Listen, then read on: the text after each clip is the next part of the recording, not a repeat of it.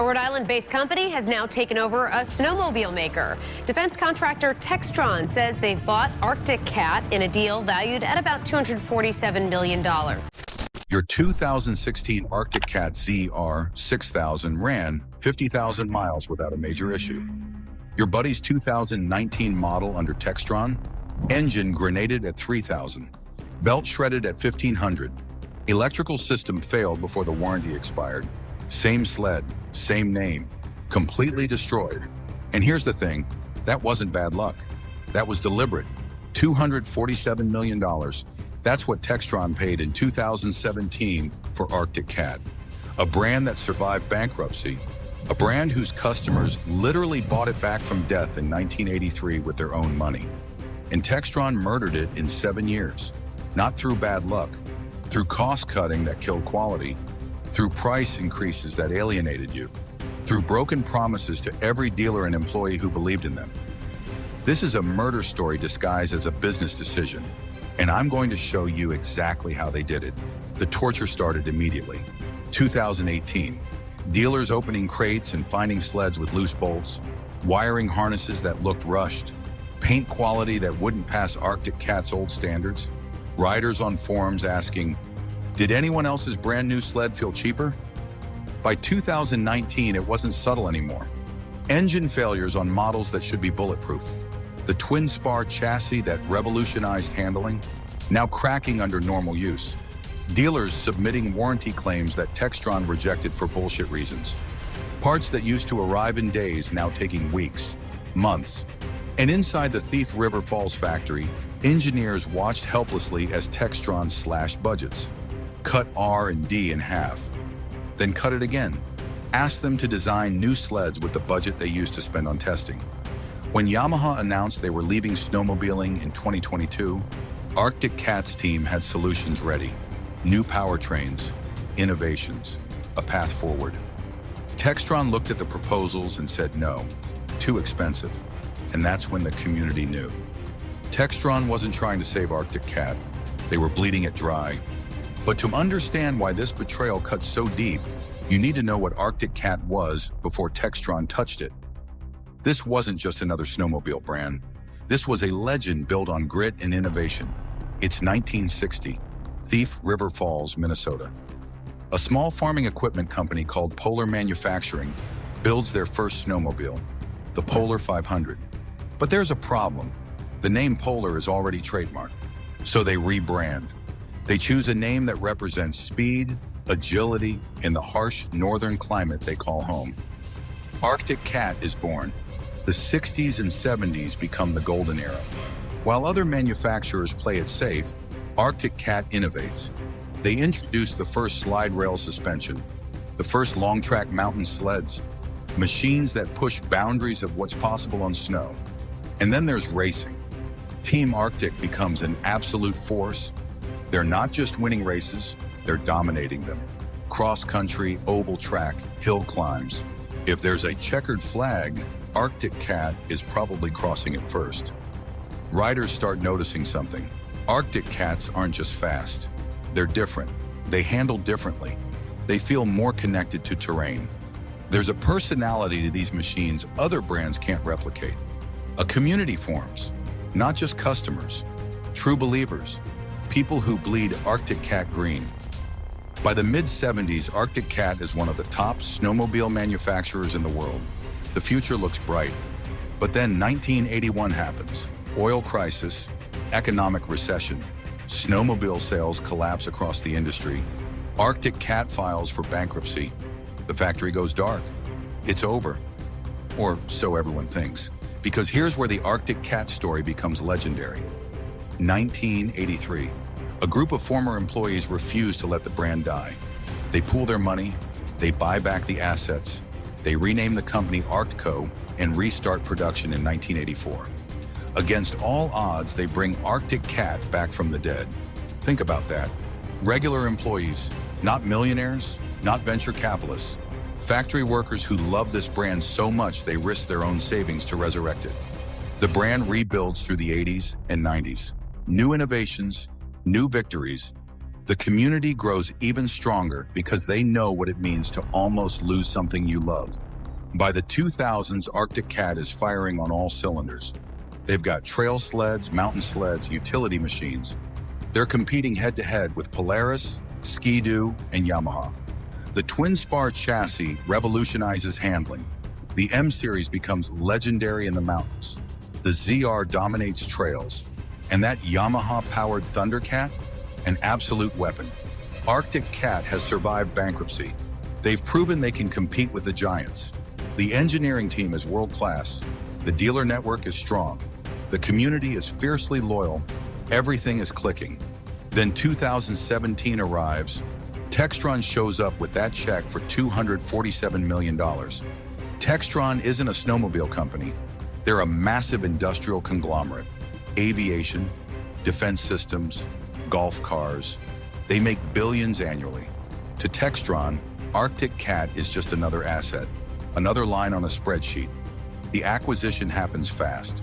Textron promises to maintain the brand, to invest in research and development, to support the dealers and the community. At first, things seem okay, maybe even hopeful. New ownership, deep pockets, resources that Arctic Cat never had before. The community wants to believe. But then you started noticing.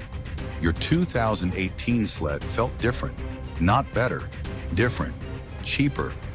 Little things at first, panel gaps that weren't quite right, fit and finish that seemed rushed. Then bigger things.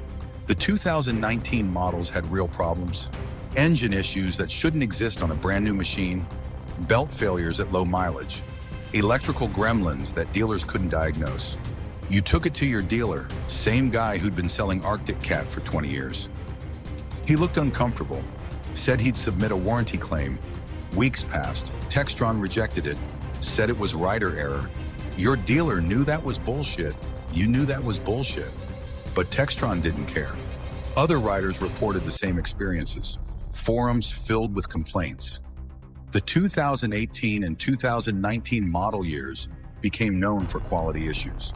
Things that never would have made it past Arctic Cat's old standards. Dealers started whispering, something's wrong. The support from corporate isn't there anymore. Warranty claims getting harder to process. Parts availability becoming inconsistent. And then the real problem became clear. Textron was cutting costs, deep cuts everywhere. The engineering team that built Arctic Cat's reputation, being asked to do more with way less. Research and development budgets shrinking every quarter. Here's what was happening inside Thief River Falls. Engineers who'd spent careers at Arctic Cat were watching their life's work get dismantled. Textron management came in with spreadsheets and cost reduction targets. They looked at Arctic Cat's manufacturing process and saw waste, inefficiency, opportunities for savings. They didn't understand that some of those processes existed for a reason. Quality control steps that caught problems before sleds left the factory. Testing protocols that ensured reliability. Material specifications that meant parts lasted. Textron cut them, saved money on paper, destroyed quality in reality. The engineers pushed back, showed data, explained why certain things mattered. Textron ignored them. The message was clear. Hit your cost targets or we'll find people who will. So quality slipped. Parts that used to be machined got switched to cheaper castings. Components that used to be tested got shipped based on spot checks. Suppliers who'd worked with Arctic Cat for decades got replaced by whoever bid lowest. And the sleds that rolled off the line reflected all of it. In 2022, Yamaha dropped the bomb. They're leaving the snowmobile business entirely. This should terrify Textron because Arctic Cat had been using Yamaha engines in their premium models. The Thundercat, the Sidewinder. These were Arctic Cat's halo products, their performance flagships. Losing Yamaha means losing those engines. But Arctic Cat's engineering team was ready. They had plans, new powertrains in development, partnerships with other engine manufacturers, innovations that could fill the gap. They presented everything to Textron management, showed timelines, showed costs, showed the path forward. Textron looked at the investment required and said no. Too expensive, not worth it. Find a cheaper solution. That's when the community started to panic. They'd seen this movie before. In 1981, when companies stop investing, When they stop caring, that's when everything falls apart. Forum posts got darker. What's happening to our brand? Why does it feel like Textron doesn't care? Why are Polaris and Ski-Doo innovating while we're stuck with warmed-over models? The answer was obvious, but nobody wanted to say it out loud. Textron was giving up. Then came 2023 and 2024, 2 consecutive winters with terrible snow conditions across much of North America. Warm temperatures, low snowfall, trails that never opened. The entire industry took a hit. Sales dropped for everyone. But here's the difference. Polaris and Ski-Doo weathered the storm. They've got the resources, the diversification, the corporate commitment. They doubled down on marketing, offered incentives, supported their dealers through the drought. Because they understood that bad winters are cyclical. You ride them out. You don't abandon ship. Textron looked at Arctic Cat's declining sales and made a different calculation. They started looking at the snowmobile division like a liability instead of an asset. Internal memos leaked. There were discussions about the future of the brand, about whether it was worth continuing. Dealers heard rumors.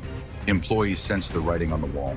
And the community, they were terrified because they remembered 1981. They remembered what it felt like to lose this brand once before. November 2024, the announcement hits like a bomb. Textron declares they're halting Arctic Cat production indefinitely. Not pausing, not restructuring, indefinitely. The Thief River Falls factory will go silent. Over 300 jobs will be cut immediately. Dealers are left with inventory and no clear future. And the timing?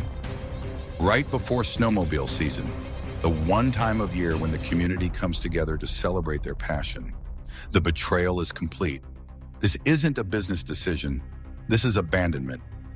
Textron bought a 60-year-old brand with a fiercely loyal community, extracted what value they could, and walked away when things got tough. They didn't try to innovate their way out. They didn't invest in electric technology. They didn't lean into Arctic Cat's strengths. They just quit. Forums explode with more than sadness. Pure rage. Longtime Arctic Cat riders feel personally betrayed. They'd supported this brand through bankruptcy in the 80s, through the lean years, through the rebuilding. They'd bought sleds when times were tough because they believed in Arctic Cat. And this is how Textron repays that loyalty, by killing the brand when it becomes inconvenient. Dealers are devastated. Many have been selling Arctic Cat for decades. They've built their businesses around this brand, invested in training, in parts inventory, in relationships with customers. Now they're stuck with showrooms full of sleds from a brand that might not exist next year. How do you sell that? How do you look a customer in the eye and tell them to buy a sled when you don't know if parts will be available next season? Employees in Thief River Falls are gutted. This isn't just a job. This is their town's identity. Arctic Cat is Thief River Falls. For generations, families worked at that factory. Kids grew up dreaming of working there someday. And Textron just ripped that away. 300 jobs gone. 300 families wondering how they'll pay mortgages, how they'll afford Christmas, how they'll survive. In a small town like Thief River Falls, losing 300 jobs doesn't just hurt those families, it destroys the entire local economy. But here's what Textron didn't count on. They didn't understand the Arctic Cat community. They didn't understand that this brand already died once and came back. They didn't understand that while they were writing press releases about strategic alternatives, something was happening in the shadows. The engineering team never stopped working. Even as Textron planned the shutdown, Arctic Cat's engineers kept building prototypes, testing new systems, preparing models for a future Textron said didn't exist. They were converting sleds by hand just to keep validating their designs. Because they believed. They believed someone would save this brand. They believed Arctic Cat was too important to die. February 2025. Rumors start circulating. Potential buyers looking at Arctic Cat. Names get thrown around, some realistic, some wishful thinking. But something is definitely happening. March passes, then early April. Still no official word, but whispers get louder. Dealers start hearing things. Employees sense movement. The community holds its breath. April 23rd, 2025. The announcement. Arctic Cat has been acquired, not by another massive conglomerate, not by private equity looking to strip assets, by a group led by people who actually understand and love snowmobiles. People who see Arctic Cat not as a line item, but as a legacy worth preserving. The community erupts with cautious hope, but they've been burned before. They need proof. They need to see that this isn't just another corporate game. April 25th. Just 2 days after the acquisition closes, Arctic Cat does the impossible. They unveil a complete 2026 snowmobile lineup. Not a rushed collection of leftovers, a full lineup. New models, new technologies.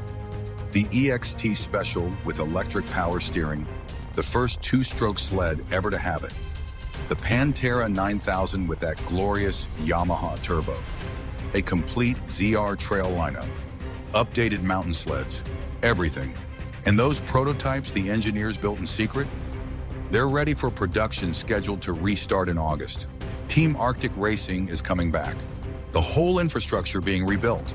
In 48 hours, Arctic Cat went from dead to fully operational. The snowmobile industry watches in absolute shock. Dealers are crying, literally crying. Longtime Arctic Cat retailers posting emotional videos about what this means. Employees celebrating. The factory that was supposed to stay dark forever coming back to life. And the community vindicated. They never gave up hope, never stopped believing, and they were right. But this story isn't just about Arctic Cat. It's about what happens when corporations treat legacy brands like disposable assets. Textron had something special. They had a brand with 60 years of history. They had some of the most loyal customers in the entire powersports industry. They had world-class engineers and a community that would have supported them through anything. And they threw it away. They threw it away because they didn't understand that some things are worth more than quarterly earnings reports. When you buy a brand like Arctic Cat, you're not just buying assets. You're buying trust. You're buying relationships. You're buying a community's identity. The betrayal stings because it was preventable. If Textron had invested properly, if they'd listened to engineers and dealers and riders, if they'd understood what they actually owned, Arctic Cat could have thrived under their ownership. Instead, they treated it like a burden. And when things got tough, they bailed. The snowmobile industry feels betrayed because Textron's failure sent a message. Corporate ownership doesn't care about legacy, doesn't care about community, doesn't care about anything except the bottom line. And if you become inconvenient, you're gone. But here's the beautiful irony. The betrayal made the comeback even more powerful. Arctic Cat didn't just survive, it proved something fundamental. It proved that passion matters more than spreadsheets. That community matters more than quarterly reports. That some things are worth fighting for even when corporations give up. Arctic Cat is back, not because of Textron, but in spite of them. I want to hear from you, especially if you're an Arctic Cat owner. Did you experience the quality drop under Textron? Did you watch your dealer struggle? Did you feel that betrayal when they announced the shutdown? Drop a comment and tell me your story. Because this community is what saved Arctic Cat twice, and that deserves to be remembered. If you want more stories about how corporations betray the brands we love, hit that subscribe button and check out the next video where we're covering another legendary machine that got destroyed by the people who were supposed to protect it. Thanks for watching. The cat has 9 lives, and it just used another one.